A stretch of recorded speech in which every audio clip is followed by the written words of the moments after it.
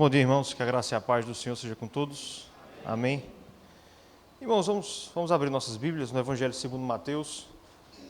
A gente vai usar, assim, esse texto como uma espécie de ponto de partida. Vou pedir para daqui a pouco, Lucas, se puder botar ali na televisão. Mateus, capítulo 28. Texto muito conhecido dos versos 18 a 20. Versículo 18, 19 e versículo 20, o texto da Grande Comissão. Eu gostaria que nós lêssemos todos juntos. Mateus capítulo 28, do verso 18 até o versículo 20. Nós vamos ler todos a uma só voz. Os irmãos encontraram? Amém. Vamos ler juntos então? Vamos lá? Jesus, aproximando-se, falou-lhes, dizendo: Toda a autoridade me foi dada no céu e na terra. Ide, portanto, fazei discípulos de todas as nações, batizando-os em nome do Pai e do Filho e do Espírito Santo, ensinando-os a guardar todas as coisas que vos tenho ordenado, e eis que estou convosco todos os dias até a consumação do século. Amém. Bom, esse texto aqui é muito conhecido, nós sabemos a ocasião em que essas palavras foram proferidas pelo Senhor Jesus Cristo, né? Logo após a sua ressurreição, né? Instantes antes ali da sua ascensão. Jesus faz referência aí no versículo 18 ao fato de que toda a autoridade lhe foi dada, e ele está se referindo aqui à glória que ele recebe no seu estado de exaltação, a partir da sua ressurreição. E os versos 19 e 20 registram, então, um resumo, né, uma ordenança resumida da obra que a igreja deveria desempenhar durante todos os séculos até o fim da história. Os apóstolos e, a partir deles, a igreja é ordenada a fazer discípulos, a evangelizar o mundo, para que representantes de todas as nações venham à fé, a batizar esses que são convertidos, e a gente entende também que implicitamente está aqui o mandato também de servir-lhes a ceia. E o meu destaque, irmãos, vai para o ensino, ou melhor, para a instrução que Jesus dá no verso 20. A igreja deveria também, até o fim dos tempos, ensinar esses que foram evangelizados e batizados a guardar as coisas que Jesus ensinou aos discípulos. Jesus, então, aqui, irmãos, dá uma ordem de uma atividade que deveria e deve ser exercida e praticada pela igreja desde que Jesus se ausentou desse mundo até o dia em que ele retornar. A igreja é ordenada a ensinar a doutrina. No texto paralelo de Marcos, né, Marcos 16, Marcos vai registrar apenas a ordenança de pregar e de por todo mundo e pregai o evangelho a toda criatura. É assim que Marcos registra. Mas Mateus ele é mais detalhado, né, ele é mais analítico nas palavras de Jesus. Isso porque, irmãos, pregação e ensino de fato são coisas diferentes. A igreja é chamada, ligeiramente diferentes, né? A igreja é chamada a pregar, a evangelizar, mas também a ensinar. E esse ensino, irmãos, eu já vou até aqui passar para o primeiro slide. A gente está falando aqui, então, dos fundamentos para entender a escola bíblica dominical. O primeiro que eu coloquei aí, então, é a Grande Comissão, o mandato que Deus dá à igreja para que ela ensine, por tempo indeterminado, até Jesus voltar, e com um determinado objetivo. Se você quiser conferir aí, está lá em Efésios, capítulo 3, versos 18 a 19. Para que os crentes cresçam na fé, para que os crentes adquiram maturidade cristã. Então, a igreja ela é ordenada a fazer essa atividade com esse objetivo até que Cristo volte. Interessante, irmãos, que algo que Jesus não ordenou, no entanto, é o modo como a igreja deveria fazer isso. Lucas.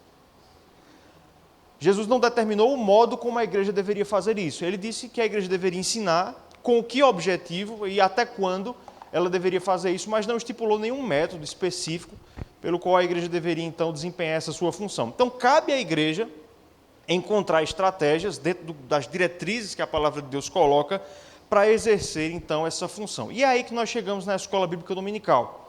Ela não é, em si mesma, uma ordenança, não há um mandamento bíblico, vocês farão escola bíblica dominical até a consumação dos séculos, mas é uma forma que a igreja encontrou de cumprir o mandato do Senhor Jesus Cristo, né? Um bispo anglicano chamado John Westerhoff, ele diz o seguinte, eu achei bem interessante essa frase, ele qualifica a educação cristã como todos os esforços deliberados, sistemáticos e sustentados, atenção a essas três palavras, deliberados, sistemáticos e sustentados, pelos quais a comunidade da fé procura facilitar o desenvolvimento de um estilo cristão de vida por parte de pessoas e grupos. Então a igreja deve se dedicar à educação de seus fiéis, e esse esforço aqui, esse teólogo coloca de maneira muito perspicaz, ele deve ser primeiro um esforço deliberado. A igreja deve intencionalmente, e aqui é especialmente um mandamento aos líderes, aos presbíteros da igreja, eles devem deliberadamente tomar a iniciativa de ensinar. Então a igreja não deve esperar que os crentes queiram ser ensinados, a igreja é que tem que ensinar os crentes, tá certo?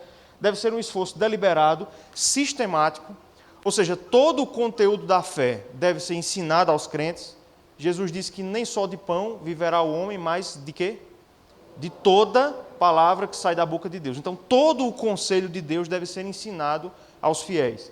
E também um esforço sustentado, a igreja deve sustentar esse ministério, dar as condições para que ele aconteça. Então, nesse tópico aqui, irmãos, nós estamos falando apenas dos fundamentos. A escola bíblica dominical, ela é uma arma que a igreja descobriu, e nós vamos ver como foi que isso começou. É algo relativamente recente, mas que já entrou na nossa tradição protestante.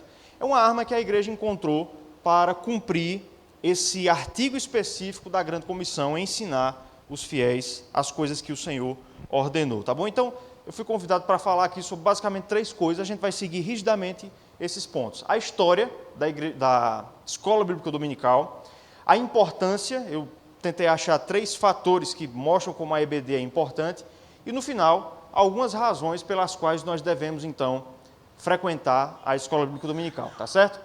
Então, irmãos, começando pela história, eu pude consultar alguns livros e eles vão trazer alguns precedentes bíblicos até, algumas centelhas, algumas fagulhas de algo parecido com a escola bíblica dominical na própria Bíblia.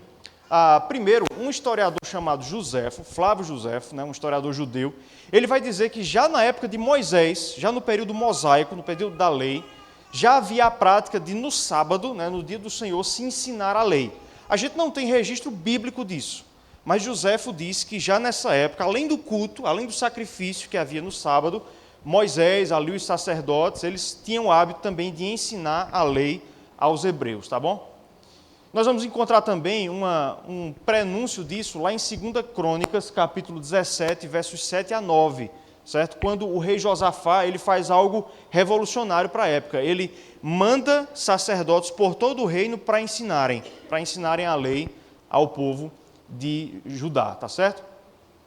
E também nós encontramos ainda no Antigo Testamento a prática das sinagogas. Quem vai falar isso é um outro historiador, escritor judeu, também de um período próximo ao de José, que é chamado Filo. O nome dele é Filo de Alexandria. Então ele vai dizer em seus escritos que no judaísmo do Segundo Templo, daquele período do judaísmo após o cativeiro babilônico, começou a se ter o hábito de, no sábado, na sinagoga, os rabinos, os mestres, além de pregarem, ensinarem a palavra de Deus. No sábado, irmãos, o culto da sinagoga acontecia de maneira muito parecida com como nós cultuamos hoje. Os judeus iam até a sinagoga no sábado, ali eles liam passagem das Escrituras, eles cantavam salmos, muito provavelmente, e um homem judeu, ele era sorteado no dia para ler uma passagem da Escritura e fazer uma exortação a partir dela, que é o que nós hoje conhecemos como sermão, tá certo? Então você lembra daquele texto lá em Lucas capítulo 4, Jesus foi à sinagoga e ele foi sorteado para ler o livro do profeta Isaías.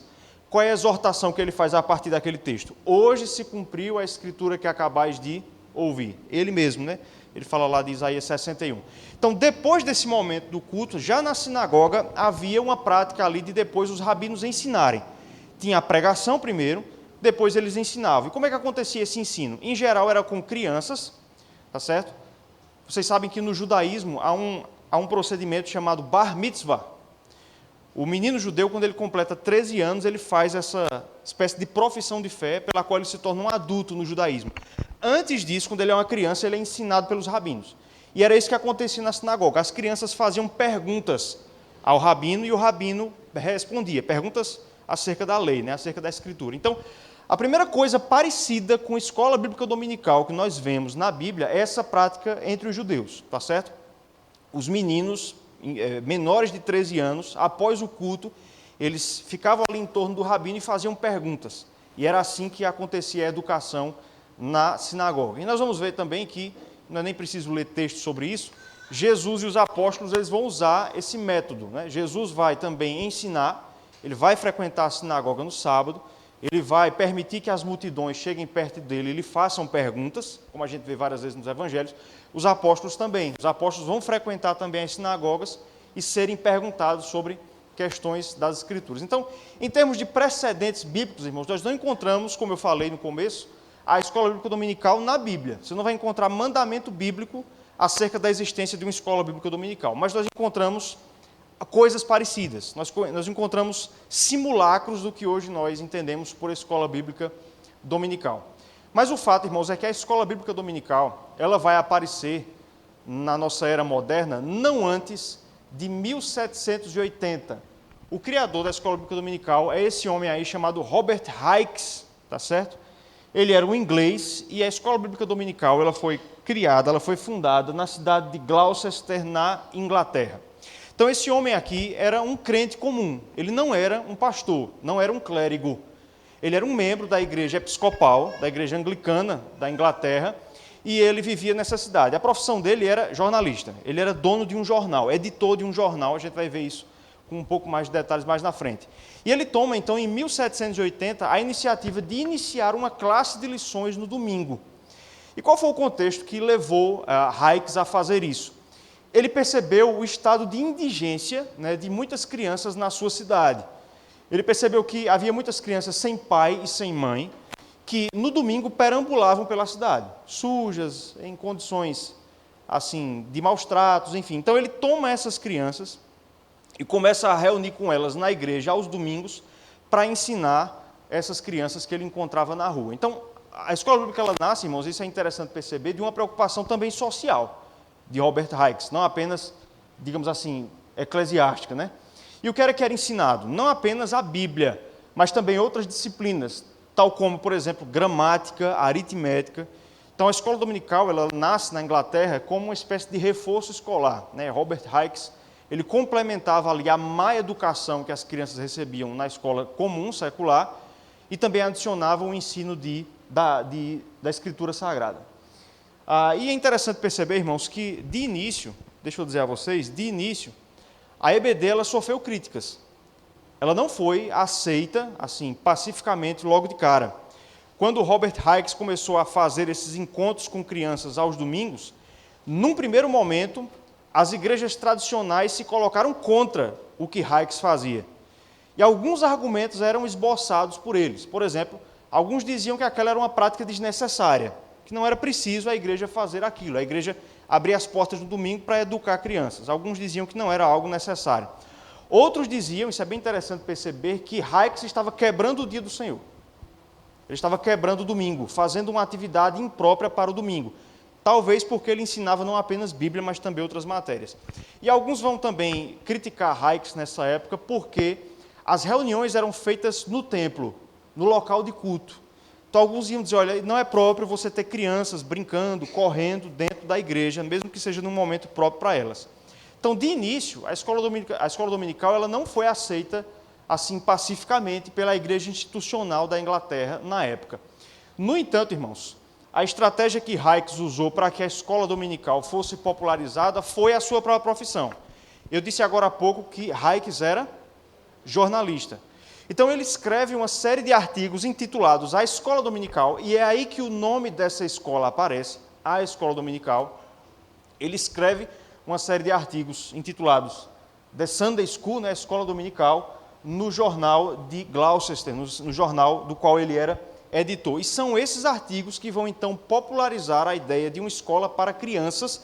A EBD nasce como uma escola infantil, não uma escola para adultos, só depois adultos vão ser incluídos na escola dominical, e ele consegue popularizar essa ideia por meio desses artigos aí, tá bom? Então, o dia considerado como o dia natalício da EBD é 3 de novembro de 1783. Você deve ter percebido aí que eu disse que ele começou em 1780. E por que apenas 3 de novembro de 83 é o dia considerado como o dia natalício da escola dominical? Porque apenas nesse ano é que Hykes conseguiu, na verdade, ter uma classe permanente de escola dominical. O que ele fez antes eram classes temporárias. A partir de 83, ele conseguiu manter uma classe permanente. Então, a partir de 83, 1783, considera-se então que a EBD nasceu e veio para ficar. Então, apesar das críticas no início, rapidamente se percebeu que o que Hykes havia inventado seria algo permanente na igreja. Então, nessa época, o conhecido pai do metodismo, John Wesley, ele falou o seguinte, olha, ele viu, o nascimento da EBD e ele disse: estou sinceramente convencido de que essas escolas dominicais são a instituição mais nobre vista desde alguns séculos na Europa e crescerão cada vez mais, contanto que os seus professores e dirigentes, olha aí, Lucas, contanto que os professores e dirigentes cumpram o seu dever. Então, John Wesley, de maneira assim quase que profética, ele olha para o nascedouro daquela instituição e ele percebe que aquilo veio para ficar e que cresceria. E o prognóstico, irmãos, de John Wesley se revelou verdadeiro. Isso aí é uma pintura de John Hykes. Veja que ele realmente é um homem bem característico da época, roupas vitorianas aí, educando uma criança ali, provavelmente pedindo a permissão da sua mãe. Então esse homem aí é o John Hykes, fundador da EBD. E o prognóstico de John Wesley, irmão, se revelou verdadeiro. A EBD, rapidamente, ela experimentou um crescimento assim, em progressão geométrica, Vejam só, em 1784, a EBD na Inglaterra já contava com 250 mil alunos. Veja, começou com algumas crianças, poucos anos antes. Em 84 já havia cerca de 250 mil alunos.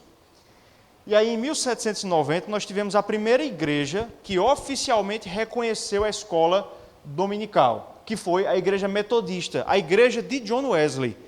Ele foi o responsável pelo primeiro reconhecimento oficial. Então, a primeira igreja a oficialmente praticar a escola dominical foi a igreja metodista lá na Inglaterra. Em 1811, veja já o número, já tinha 400 mil alunos. Algumas décadas, alguns anos, na verdade, após o início da sua prática na Inglaterra. Os historiadores vão dizer, irmãos, que a EBD teve um impacto muito grande sobre a cultura inglesa. Você veja aí que a gente tá lidando aí com o final do século XVIII, anos 1700 e alguma coisa, e a Europa, irmãos, nessa época passava por o protestantismo, ele passava por um descenso na Europa nessa época. Se você quiser situar um pouco melhor, um século antes foi a Assembleia de Westminster, século XVII, e agora, no século XVIII, com o advento das ideias do iluminismo, do renascentismo, não é isso, Igno? O protestantismo e o cristianismo, de maneira geral, ele começa a sofrer um descenso na Europa. A Europa começa um processo que nós vemos ainda hoje acontecer de secularização. Começa aqui. E os historiadores vão dizer que a escola dominical foi um fator importantíssimo para que a Inglaterra não passasse por uma secularização tão grande quanto a Europa continental passou. Então, nessa época, por exemplo, os irmãos aí que estão lembrados das aulas de história, você deve lembrar que, por essa época, em 1789, aconteceu a Revolução Francesa, que começa um processo de secularização muito grande na França e na Europa. Então, historiadores vão dizer que a Inglaterra foi salva desse processo de algo semelhante, uma revolução semelhante na Inglaterra, por causa do advento da escola bíblica dominical, porque toda uma geração de crianças foi criada no cristianismo por essa época. E aí, depois disso, a escola dominical sai da Inglaterra e vai para outros lugares do mundo, para os Estados Unidos, para o restante da Europa, enfim. E aí, já em 1889, um século depois do começo da EBD, já se contavam os alunos em torno de 9 milhões de alunos. E aí, tem mais alguns dados que eu vi nos livros, mas aí, depois disso, 20, 35 milhões, e aí hoje eu nem sei quantos alunos ao todo a EBD tem, tá certo? Então, esse é o início, irmãos, da EBD no mundo. Então, ele nasce com Robert Hykes, lá na Inglaterra, tá certo? Inicialmente ali, apenas com crianças, fazendo recitação de textos, era assim que ele ensinava, ele fazia decoreba de textos, decoração de textos com as crianças, e o trabalho foi se desenvolvendo. E no Brasil, como é que a EBD nasce? Ela aparece no Brasil um bom tempo depois, tá certo? A data natalícia da EBD no Brasil é 19 de agosto de 1855. Essa é a primeira vez em que se registra a realização de uma escola bíblica dominical em terras brasileiras. Quem as realizou? Um casal, o pastor Robert Kelly e a sua esposa, Sarah Poulton Kelly. Esses dois, irmã Socorro, são os autores dos Salmos e Hinos, daquele inário que a gente comentou semana passada. Esse inário que a gente tem, irmãos, o Novo Cântico, ele não é o inário que a IPB sempre usou. Ele é dos anos 70. Antes desse inário, a IPB usava um inário chamado Salmos e Hinos. E ele passou por muitas edições, ele chegou a ter 600 hinos. Mas inicialmente ele tinha 78 canções, 36 hinos e 36 salmos. E quem compôs essas canções foi esse casal aí. Se você olhar no seu inário, de vez em quando você vai ver assim, S.P. Kelly, em alguns hinos. Você já viu isso? S.P. Kelly, essa mulher aí. Sarah Poulton Kelly. Ela, de origem congregacional. Ele, Robert Kelly, de origem presbiteriana, mas eram congregacionais. Quando eles vieram para cá, eles eram congregacionais. Eles passaram pela Ilha da Madeira, né, a terra de Cristiano Ronaldo, fizeram lá um trabalho, mas realmente o seu grande trabalho foi aqui no Brasil. Então, eles realizaram pela primeira vez a EBD aqui no Brasil. Muito embora, irmãos, é preciso dizer que essa não é a primeira ocorrência da prática de catequese no domingo no Brasil, catequese protestante. Pelo menos em 2 momentos anteriores, nós já temos presença protestante no Brasil ensinando a Bíblia no domingo. A primeira delas, no século XVI ainda, anos 1500 e alguma coisa. Calvino, o nosso conhecido João Calvino, ele envia missionários, emissários huguenotes, né, protestantes franceses, para o Rio de Janeiro. E eles passam ali algum tempo, são os chamados crentes de Guanabara. Eles vão ser mortos, com exceção de um, eles vão ser martirizados pelos romanistas, mas eles, durante o tempo que passaram ali, em algumas ilhas na Guanabara, eles também praticaram catequese no domingo, algo parecido com a nossa escola bíblica dominical, tá certo? E também depois nós temos uma outra tentativa que foi aqui no Nordeste, tá certo? Durante a dominação no século XVII, durante a dominação holandesa. Você deve lembrar aí, Igor, me ajuda aí nesses fatos. Durante o século XVII, Pernambuco e o Nordeste, em grande parte, foi dominação holandesa. Maurício de Nassau, aquela turma lá. E os holandeses eram reformados. Eles não eram católicos, eles eram reformados. E durante esse período, também houve alguma obra de catequese praticada aos domingos. Tem um texto, irmãos, estou abrindo um parênteses aqui, porque Lucas disse que eu devia esticar um pouco a palestra para dar tempo de chegar no almoço. Então eu vou contando umas coisas aqui. Vem ver umas coisas à mente, tá certo? Mas tem um texto muito interessante, irmãos, que se chama assim, Índios Evangélicos no Brasil Holandês. Foi escrito pelo reverendo, sogro do reverendo Augusto Nicodemos, Francisco Leonardo Schauig. Ele conta que os holandeses eles fizeram a obra missionária, inclusive entre os índios, quando eles vieram aqui para Pernambuco, né, no Maranhão também. E é interessante, irmãos, que quando Portugal reconquistou o Nordeste, quando Portugal expulsou os holandeses, aí a Igreja Católica precisou fazer uma espécie de contra-reforma no Brasil, tá certo? Para recatequizar os índios que haviam sido educados na fé reformada. E José de Anchieta, ele vai encontrar algumas comunidades indígenas lá no Maranhão, que haviam sido educadas por muitos anos pelos reformados holandeses. E ele vai dizer, irmãos, presta atenção nisso, José de Anchieta vai dizer que ele encontrou algumas aldeias indígenas que eram verdadeiras Genebras no Brasil. Genebra é a cidade lá da Suíça, onde Calvino viveu quase que a vida toda. Infelizmente, essa obra não prosseguiu, mas há o registro de que isso foi feito. Eles educavam os índios aos domingos. Mas, para fins didáticos, a EBD ela começa no Brasil em 1855 com esse casal aí, congregacional, Robert Kelly e sua esposa Sarah Poulton Kelly. Então, a primeira aula da EBD no Brasil teve um impressionante público de 5 crianças. Né? Foi na cidade de Petrópolis, no Rio de Janeiro. E a ideia era a mesma, viu? Crianças indigentes. Isso porque o Império do Brasil era um império romanista, e você deve imaginar que as famílias católicas elas não permitiriam, de forma alguma, com poucas exceções, que suas crianças fossem submetidas aí à catequese protestante nesse caso. Né? Então o público começa lá em Petrópolis com apenas 5 crianças. Mas o crescimento também foi assim bastante notável. E já em 1912, já havia 20 mil alunos. Não é um crescimento tão grande quanto a gente viu na Inglaterra, muito por causa da perseguição, né, que só vai ser relaxada depois do Brasil República, depois da proclamação da República, que os protestantes gozam de mais liberdade aqui no Brasil, mas mesmo assim a EBD cresceu, tá certo? E já em 1900 1937, a EBD no Brasil contava com cerca de 185 mil alunos.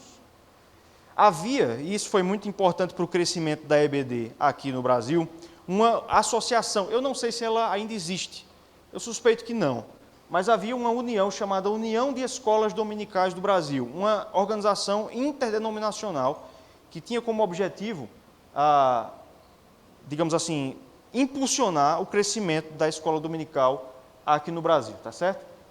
Então aí está uma foto, saiu uma foto, né, do jeito que dava para fazer, de Robert Kelly, que é o homem ali de chapéu, com alguns dos seus alunos. Aí já tem um grupo maior do que 5 crianças. Então você pode perceber, até pelo jeito das crianças, que eram crianças de rua. Eram crianças que trabalhavam na rua, não eram crianças de família em geral, isso, valeu. Então essa aí é um registro fotográfico de Robert Kelly fazendo o EBD. Irmãos, hoje de manhã, antes de vir para cá, eu me lembrei do Diário de Simonton, que é esse que eu estou segurando aqui, o Diário de Ashbel Green Simonton, o nosso pioneiro. E eu tinha a impressão de que ele registra qual seria a primeira escola dominical que ele fez aqui, a primeira escola dominical presbiteriana. Fui conferir, pela graça de Deus eu encontrei. Ele registra ter feito escola bíblica dominical no navio entre os Estados Unidos e o Brasil. Ele tem até uma história interessante, ele tenta evangelizar o piloto do navio. Mas o piloto era um católico ferrenho. Ele, inclusive, tenta conversar ali, o camarada não dá muita abertura. Aí ele tenta conseguir autorização com o piloto para fazer um EBD dentro do navio. E o piloto, o navegante, né, ele não permite. Ele diz, é melhor você não fazer não, porque tem gente de tudo quanto é religião aqui, vai dar briga, vai dar confusão. Não tem para onde fugir, né, dentro do navio, iam se matar ali dentro. Aí o que acontece? Ele não se conforma com isso, irmãos, e deixa eu dizer uma coisa politicamente incorreta aqui. Os primeiros protestantes, eles não tinham muita dificuldade em desobedecer certas ordens quando eles viam necessidade disso. O que é que Simonton faz? Ele organiza ali um EBD dentro do navio, escondido do piloto. Então, no domingo, foi por volta das 3 às 4 da tarde, ele faz uma primeira EBD, mas ainda não é no Brasil, é em algum ponto do oceano. Então, tinham ali europeus, americanos, norte-americanos, latino-americanos.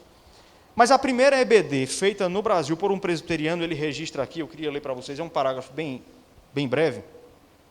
No dia 22 de abril de 1860. Em que ano ele chegou no Brasil mesmo? 1859. Kelly chegou 4 anos antes, né, em 55, ele chega em 59. Então, apenas um ano depois, ele consegue fazer a primeira EBD em português aqui em solo brasileiro. Aí, no dia 28 de abril, ele registra isso no seu diário, uma leitura que eu recomendo a todos. Viu? Aí ele diz assim, no último domingo, 22, dirigi uma escola dominical em minha própria casa. Então, foi na casa de Simonton. Foi meu primeiro trabalho em português. Ele teve muita dificuldade para conseguir comunicar-se fluentemente em português aqui no Brasil. Foi meu primeiro trabalho em português. As crianças dos Eubanks, que era uma família que deu entrada para Simonton, com quem Simonton tinha um bom contato. Então, os filhos deles, as crianças dos Eubanks, estavam todas presentes, bem como Amália e Marroquinas. Aí tem uma nota aqui dizendo, provavelmente era Mariquinhas, e ele escreveu errado, Marroquinas. Então, tinha essa menina aí. Aí, qual foi o material que ele usou? Ele diz, a Bíblia, o Catecismo de História Sagrada, eu não sei que livro é esse, eu tentei pesquisar, mas eu não descobri, e em terceiro, o Peregrino, de John Bunyan. Então, a primeira EBD presbiteriana, irmão, isso é muito interessante, no Brasil, teve como texto base a Bíblia, a gente não sabe o texto que Simonton trabalhou, esse livro chamado Catecismo da História Sagrada e o livro O Peregrino, conhecido livro de John Bunyan, aquela alegoria da vida cristã. Então, eu trouxe essa informação aqui adicional para enriquecer o nosso senso da história da EBD, tá bom? Então, aqui, irmãos, nós já vimos, então, o tópico da história. Então, eu quero que você grave essas informações aí. A EBD surge em que país? Inglaterra. No Brasil, ela chega com quem? Robert e Sarah Kelly, né? Que eram de que denominação? Congregacionais. E aí, o primeiro presbiteriano a fazer a EBD aqui foi Simonton. Isso aí nós já sabemos. Então, irmãos, finalizado o tópico da história, né? Pelo menos em termos assim bem generalizados, eu queria falar então um pouco da importância. Por que a EBD ela é importante para nós ainda hoje, tá certo? E aí eu elegi aqui 3 razões pelas quais nós devemos considerar a EBD algo importante. Em primeiro lugar, irmãos, eu coloco aí, a EBD é um importante elemento do domingo cristão moderno. A EBD é um importante elemento do domingo cristão moderno. E aí eu coloco como texto base o Salmo 92, versos 1 e 2. Vamos ler todos juntos? Vamos lá? Bom é render graças ao Senhor e cantar louvores ao teu nome, ó Altíssimo. Anunciar de manhã a tua misericórdia e durante as noites a tua fidelidade. Salmo 92, versos 1 e 2. Irmãos, se você olhar esse salmo, se você quiser olhar aí na Bíblia, embaixo do título do salmo diz assim, Salmo para o sábado. O Salmo 92 era um salmo feito para canto na sinagoga, né, ou no templo. É um salmo do dia do Senhor. Isso é importante para a gente entender o que é que o salmista está dizendo aqui, quando ele diz que é bom anunciar a misericórdia de manhã e a fidelidade durante as noites. Do que ele está falando? De manhã e noite. Ele está se referindo aqui, irmãos, a um mandamento da lei de Israel. A lei cerimonial, ela ordenava que no sábado, no dia do Senhor da antiga aliança, o povo de Israel deveria se reunir 2 vezes. Deveria haver 2 sacrifícios no sábado, um de manhã e o outro no fim do dia, à noite, na virada do dia, na viração do dia, que era o horário lá que Adão se encontrava com Deus. Então era assim que o dia do Senhor era guardado na antiga aliança. Deus ordenou, vocês vão me cultuar, sacrificar de manhã e à noite. Por isso o salmista diz, é bom anunciar a misericórdia de Deus de manhã, no sacrifício da manhã, e a sua fidelidade no sacrifício da noite. Irmãos, alguns pastores presbiterianos, eles vão usar esse texto aqui e outros textos do Antigo Testamento para dizer que a igreja obrigatoriamente tem que fazer 2 cultos por domingo. Então você vai encontrar alguns pastores, eu já ouvi dizendo isso, tem que cultuar, tem que ter culto matutino e culto vespertino. Particularmente, eu não acredito nisso, porque a gente estudou aqui o 4º mandamento, né, guarda o dia de descanso, aqui na classe das mulheres, e nós vimos aí, me ajudem as alunas, que o 4º mandamento, ele tem uma dimensão moral, mas também uma dimensão cerimonial. Há aspectos morais e, portanto, perpétuos. Que aspecto é esse? Deus exige para si um dia entre 7. Isso nunca vai mudar. É até o fim do mundo, como a confissão de fé diz. Mas alguns aspectos eram transitórios. Por exemplo, na antiga aliança, esse era o 7º dia, e agora é o 1º. Nós não somos adventistas. Nós acreditamos que o 7º foi substituído pelo 1º. E também essa disposição, ela não é repetida no Novo Testamento. Não há um versículo no Novo Testamento que diga quantas vezes a igreja tem que cultuar no domingo. Tem que ser pelo menos uma. Tem que cultuar pelo menos uma vez. Mas, de fato, não há repetição desse mandamento do Antigo Testamento. No entanto, irmãos, terminando esse arrudeio que eu dei aqui, no entanto, nós temos que lembrar daquilo que Paulo escreveu, que tudo que foi escrito para o nosso ensino foi escrito. Vejam, Deus ensinou o seu povo na antiga aliança a se reunir 2 vezes. E por que 2 vezes? Porque o dia todo deveria ser de Deus. Então havia uma reunião logo no começo do dia, outra no fim do dia, sinalizando que todo o dia pertencia a Deus.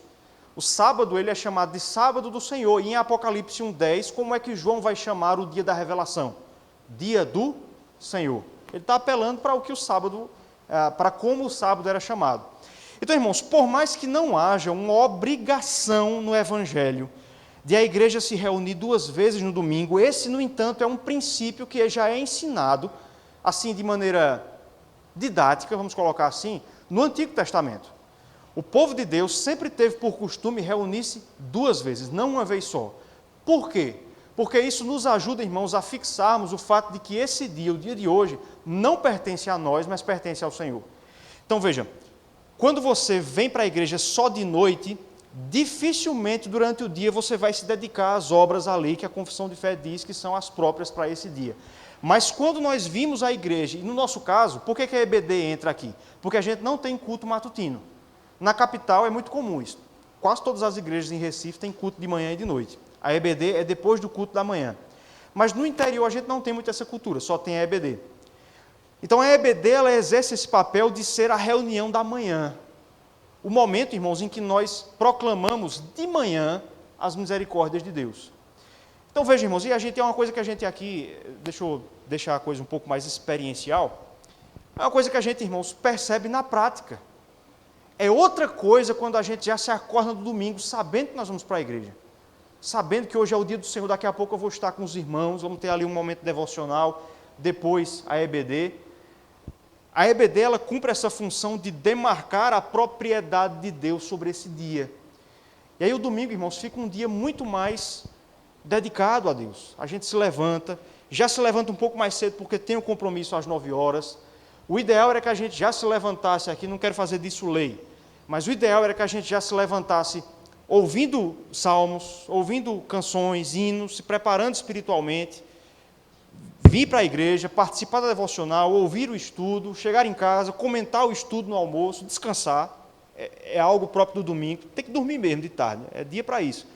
Mas depois fazer a devocional familiar, pessoal, vir para a igreja e assim terminar o dia do Senhor. Então perceberam aqui o que eu estou dizendo?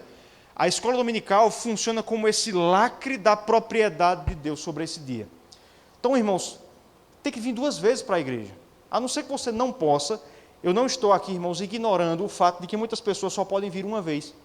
Por cuidarem de pais idosos, por morarem em localidades distantes. A gente tem a nossa irmã Domilda, mora lá no Una, ela só pode vir de manhã. Então, eu não estou ignorando esses casos, mas nós, irmãos, que moramos aqui, que não temos essas dificuldades, a EBD deve ser algo que a gente frequenta, porque esse dia é o dia do Senhor. Porque esse dia pertence ao Senhor. Porque é o dia em que Deus nos chama a dedicarmos a Ele do começo ao fim. E nós fazemos isso de maneira mais própria quando nos reunimos 2 vezes, está certo? Quando proclamamos de manhã as misericórdias do Senhor, à noite a fidelidade. E você veja que até o culto da noite ele acaba sendo influenciado pela EBD da manhã. Quantas vezes o pastor, por exemplo, aqui ele não faz referência à lição da EBD no sermão? E você mesmo, tendo vindo à EBD, pode fazer conexões com a lição, da lição com o sermão, textos que aparecem na liturgia que foram citados de manhã. Então, dá uma liga no dia do Senhor muito maior. É muito melhor do que vir só de manhã e depois não vir à noite, ou vir apenas à noite e não vir de manhã. Então, a primeira coisa que eu queria pontuar, irmão, sobre a importância da EBD é isso. A EBD é a escola bíblica, terceira palavra, dominical, é do domingo, tá certo? É do domingo. Então ela faz parte da nossa devoção dominical. Por isso é importante que a gente frequente com assiduidade, como o senhor colocou aqui, a não ser quando você não possa vir. Mas podendo, venha. Então, em segundo lugar, irmãos, vamos ler aí, esse tópico aí, dá para ler? A EBD possibilita o ensino descentralizado e corporativo na igreja. Vamos ler esse texto também? Dá para ler, né? Vamos lá? Habite ricamente em vós a palavra de Cristo, instruí-vos e aconselhai-vos mutuamente em toda a sabedoria. Colossenses 3,16. Então, irmãos, eu coloco aí que a EBD ela possibilita um ensino descentralizado e corporativo na igreja.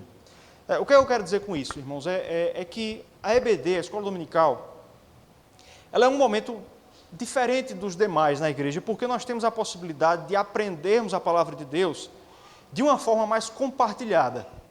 O que não acontece em outras reuniões da igreja, pelas características da própria reunião. Por exemplo, culto solene. Nós cremos, a pergunta 108 do nosso... 158, 159, não lembro qual é. Uma pergunta do nosso catecismo maior diz quem é que pode pregar no culto solene. É aquele que é chamado e ordenado para isso. Então, pastores e presbíteros, via de regra é isso. Então, no domingo, à noite, não é toda pessoa que pode subir e ensinar. Há uma restrição bíblica confessional. Na quinta-feira, o estudo que a gente tem aqui, como é um momento de doutrinação da igreja, em geral também é feito por oficiais. Pastor, presbítero, na ausência um missionário, alguém mais comissionado para isso. Mas a EBD, ela ocupa esse local de um ensino mais descentralizado. Por que eu coloquei aí Colossenses 3,16? Porque Paulo vai dizer que além desse ensino feito de maneira autoritativa pelos oficiais, também deve haver na igreja um ensino mútuo. Então Paulo diz, instruí-vos e aconselhai-vos o quê? Mutuamente, ou seja, uns aos outros. Uma expressão que Paulo usa muitas vezes em suas cartas. Uns aos outros, mutuamente, em toda a sabedoria. Então, há espaço na igreja para o ensino vertical, centralizado, dos bispos da igreja, dos oficiais da igreja, mas também há espaço, e deve haver espaço na igreja, para o ensino de uns dos outros. E a EBD cumpre essa função. Você tem o professor na classe, mas a gente sabe até pela prática que na EBD a gente se sente muito mais à vontade para comentar.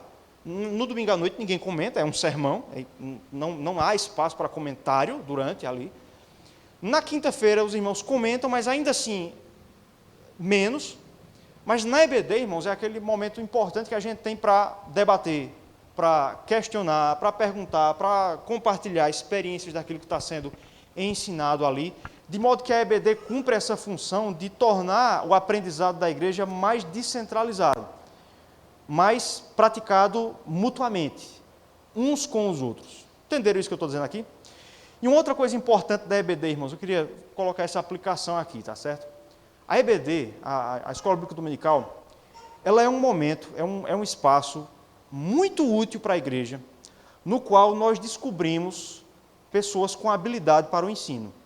Pessoas além do pastor e os presbíteros.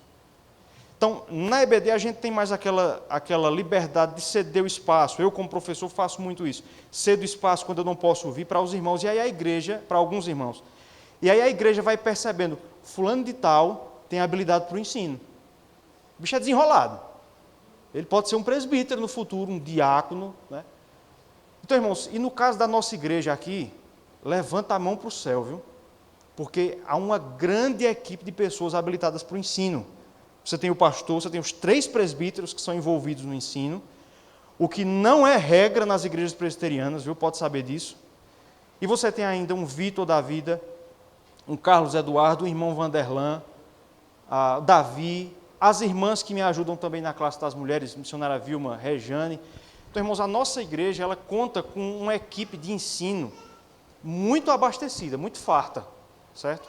Incomum nas igrejas presbiterianas no Brasil, eu diria, viu? Então a gente conta com esse privilégio de esses irmãos também terem suas oportunidades e a gente vai identificando aí os dons que Deus concede à sua igreja. Tá bom, irmãos? Ficou claro aqui esse ponto? Então a EBD possibilita um ensino descentralizado. A gente comenta, a gente debate aqui alguns assuntos interessantes. Em terceiro lugar, a EBD é importante porque na EBD a igreja pode aprender de forma aplicada e prática os mais variados temas da fé cristã. Vamos ler esse texto aí que aparece? Vamos lá? A fim de poderdes compreender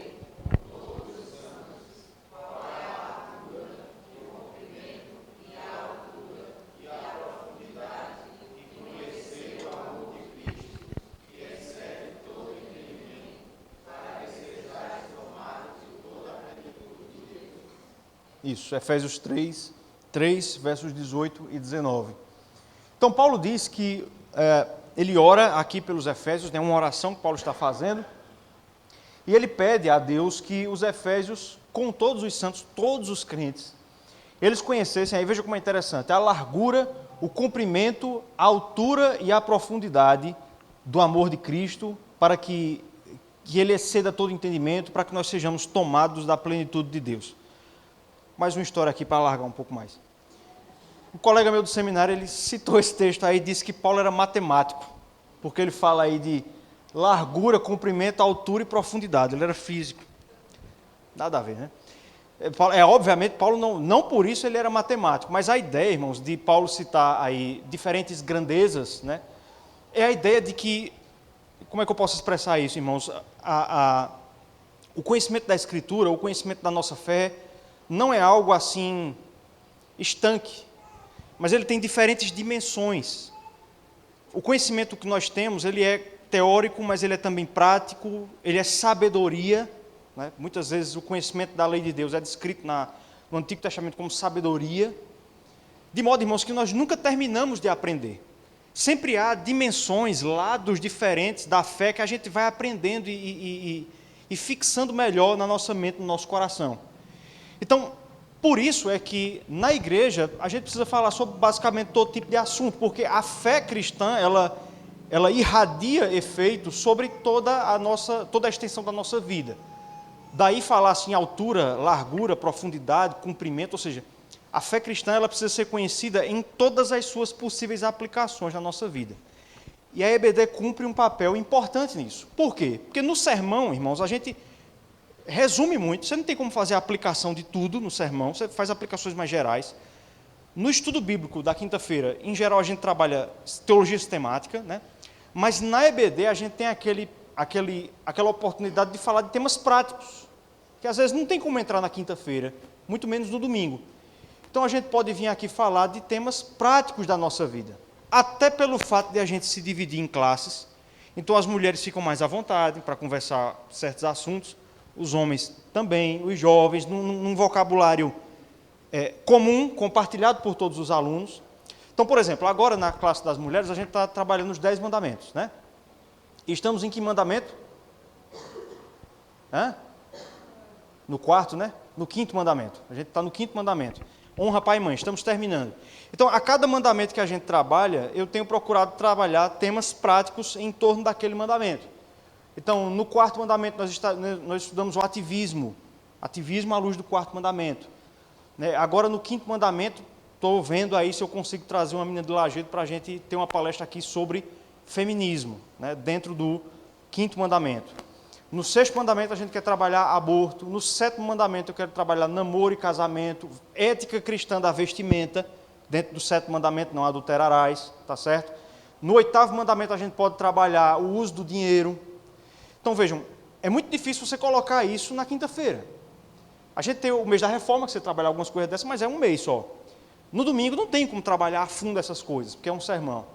Mas na EBD a gente tem essa oportunidade de vir à igreja e aprender sobre os mais variados temas. E dessa forma, compreender a largura, o comprimento, a altura e a profundidade da nossa fé. Então, irmãos, a EBD ela é importante porque ela é prática. Ela tem esse caráter prático. Dificilmente a gente trabalha temas assim, etéreos, temas sem nenhuma relevância ou com pouca relevância, muito teóricos. Em geral, são temas práticos e isso também é importante. Então, os 3 motivos aqui que eu coloco para nós entendermos a importância da EBD. Primeiro, ela é um importante elemento do domingo cristão moderno, tá certo? É a reunião matinal do domingo. Segundo, ela possibilita um ensino descentralizado e corporativo na igreja. Terceiro, na EBD, a igreja pode aprender de forma aplicada e prática os mais variados temas da fé cristã. E aí a gente conclui, caminha para o final aqui, fazendo então a seguinte pergunta: por que frequentar então a EBD? Por que frequentar? Por que ser assíduo à Escola Bíblica Dominical? Eu listei aqui 4 razões. Então, vai voltar a muito do que nós dissemos já antes. Então, primeiro, para quê? Para dedicar todo o domingo a Deus. Vamos ler todo mundo junto? Para dedicar todo o domingo a Deus. Então, venha a EBD como um ato de devoção ao Senhor, já lhe dedicando amanhã com os irmãos. Então, venha pela manhã, descanse à tarde, venha e cultue, terminando assim, encerrando o dia do Senhor, à noite, no culto solene. Então, em segundo lugar, vamos ler?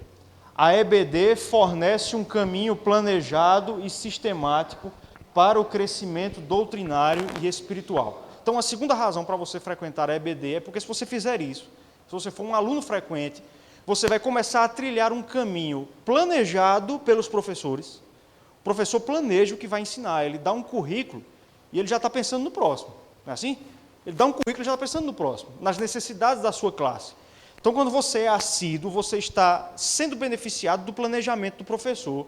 Então, é um caminho planejado e sistemático para o seu crescimento doutrinário e espiritual.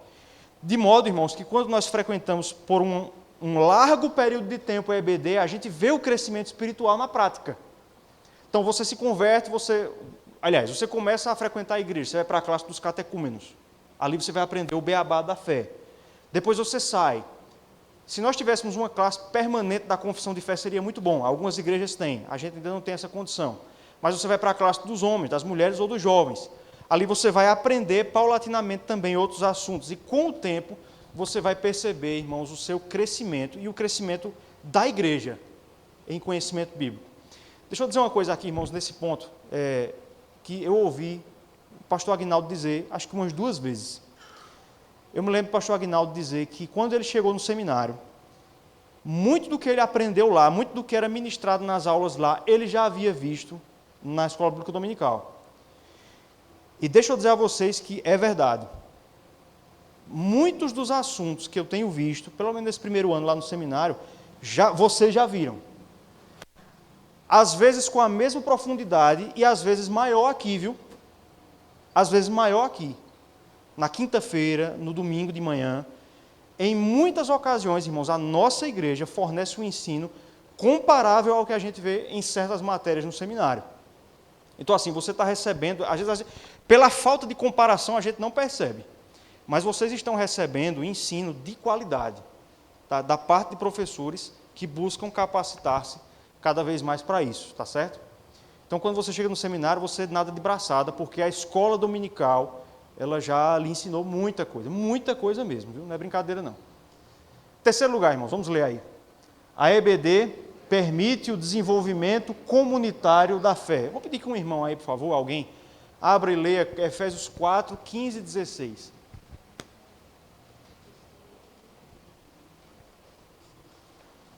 Efésios 4, 15 e 16. Um irmão que achar, pode ler.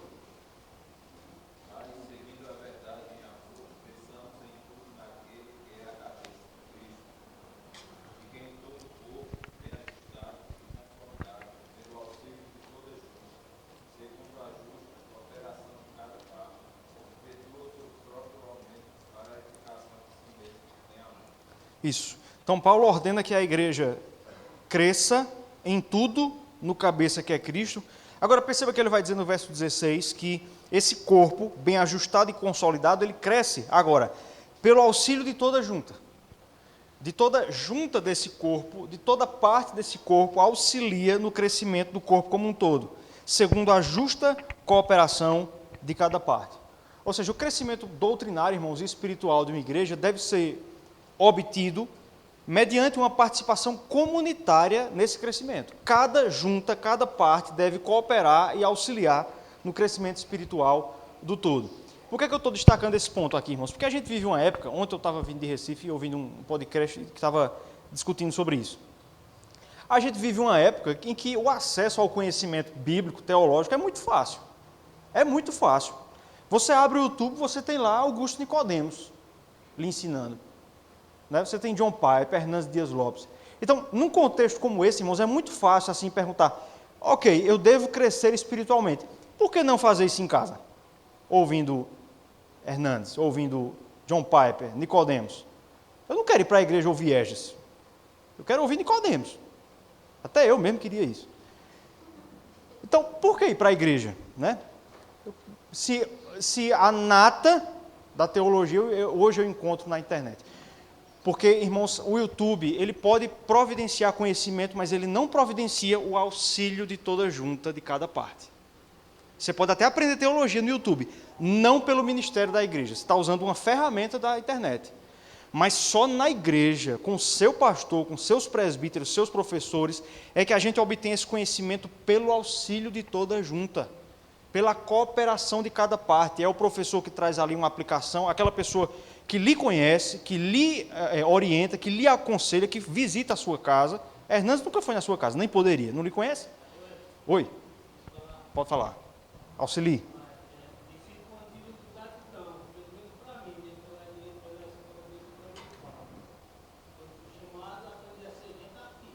Pois é.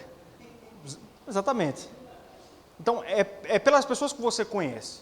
Se não, irmãos, veja, se a gente entrar nessa onda de substituir tudo pelo virtual, vai chegar um momento que a gente vai ter que vender nossos templos, como acontece na Europa. A gente faz culto virtual, você paga o dízimo pelo QR Code, né? Faz ceia delivery, enfim, e a gente fecha a igreja. Então, o ensino virtual, ele tem seu valor? Tem. A gente é muito servido por aquilo que a internet hoje proporciona. No entanto, irmãos, essa não é a fonte ordinária do crescimento de uma igreja. O crescimento da igreja ele é proporcionado pelas pessoas que nós conhecemos. Aquela pessoa que a gente está vendo aqui, né? Sem a mediação de mídias. Então, a pessoa que lhe visita, que lhe aconselha e que vai ser seu professor, o irmão que está do lado, só isso que o professor falou é verdade, compartilha algo. Então, é por essa justa cooperação de cada parte que o crescimento ele é, então, obtido. Opa, pode falar.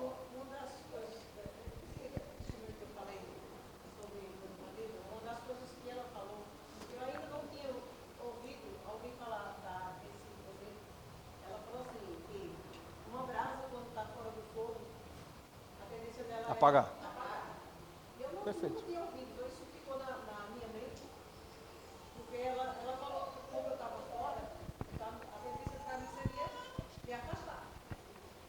Verdade. Isso ficou na minha mente. Tem isso também. A ausência, ela tende a impulsionar o isolamento. Alisson, pode falar.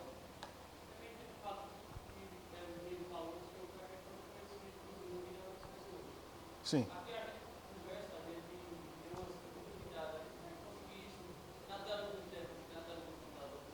É isso. Verdade.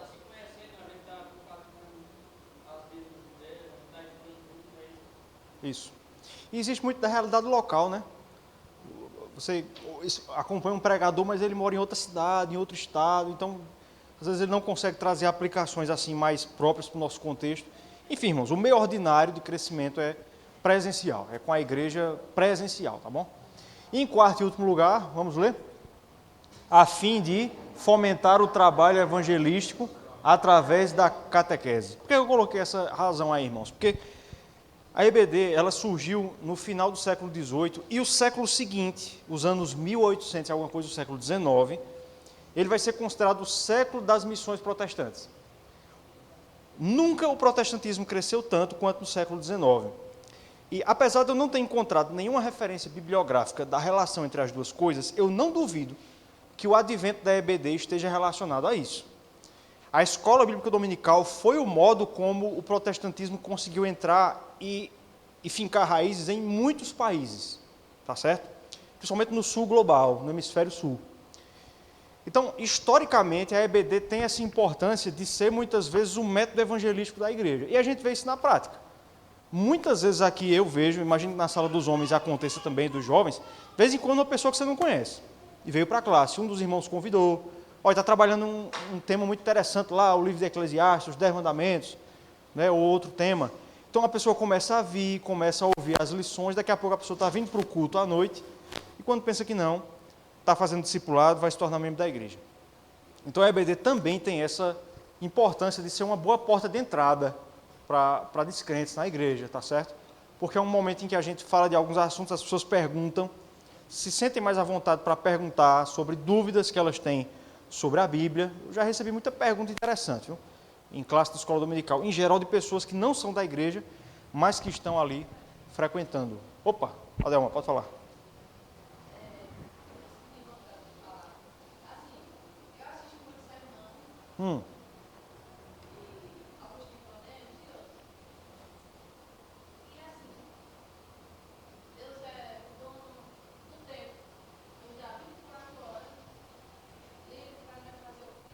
É. Perfeito.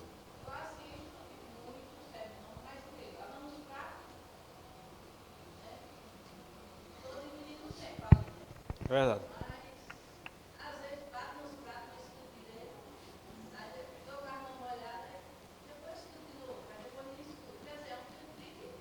É verdade. Exatamente.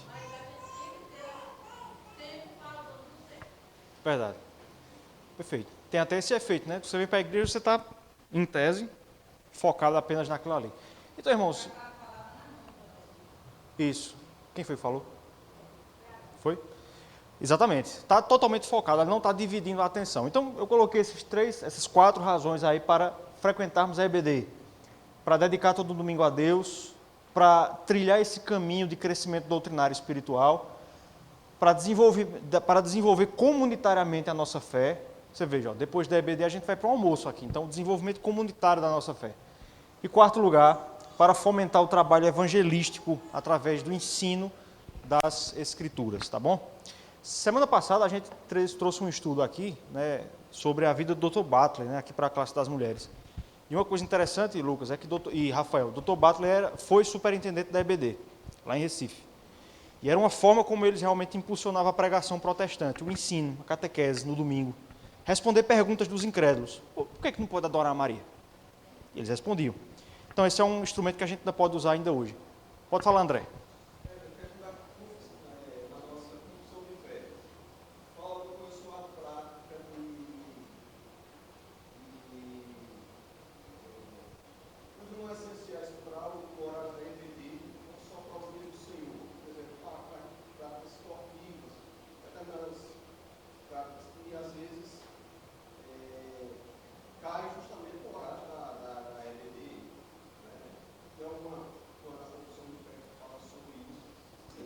há um capítulo acho que é o capítulo 24 da Confissão, que é chamado do culto religioso e do domingo. Então ele vai falar da teologia do culto, né, os elementos do culto, e também do domingo, que é o tempo onde o culto é realizado. Ele não é voltado para EBD, e ele não é assim muito detido, ele não é muito específico quanto a isso. Por quê? Porque a Assembleia de Westminster produziu outro documento, que é o Diretório de Culto de Westminster, esse muito mais específico, mas a gente não adota esse documento. Mas a confissão diz que todos os divertimentos, todos os lazeres que têm lugar nesse dia devem ser deixados de lado para a prática dos deveres do domingo. Então, assim, você vai ter alguns presbiterianos que são mais rígidos quanto a isso, outros são mais flexíveis. Eu, particularmente, irmãos, eu acredito que se sua igreja tem uma escola dominical, a escola dominical ela é obrigatória? Não, o culto é obrigatório. Mas se sua escola dominical ela é obrigatória, ou melhor, ela é feita pela sua igreja, ela ocorre no domingo, eu acho que todo tipo de lazer deveria ser deixado nesse horário. Eu acho que nós deveríamos fazer cessar, esperar outros dias, feriados, para que isso aconteça. Está entendendo? Então, eu acredito que pelo menos no horário das programações da igreja, nós deveríamos priorizar as programações da igreja. Ok? Mas não, ele não é específico quanto à EBD, porque nem existia. Quando a confissão foi escrita, nem existia EBD. O culto era de manhã, nessa época. Tá bom, irmãos? Então aqui nós terminamos. Deu certo o tempo aí? Primeira. Que Deus abençoe, irmãos. Alguém quer falar alguma coisa ainda? Contribuir com algo? Pode falar, pastor. A Catarina, depois o pastor.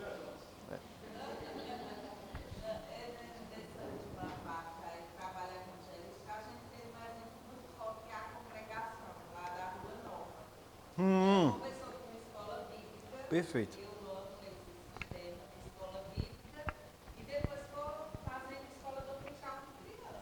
Perfeito. Olha.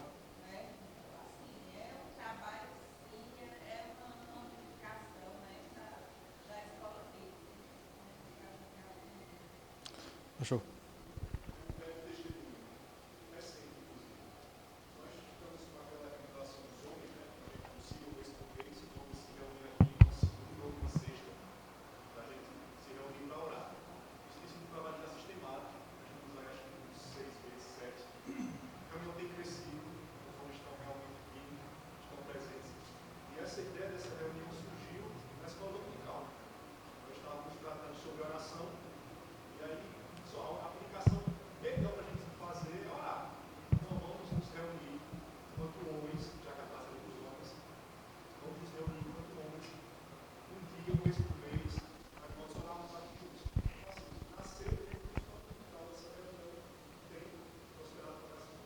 Perfeito.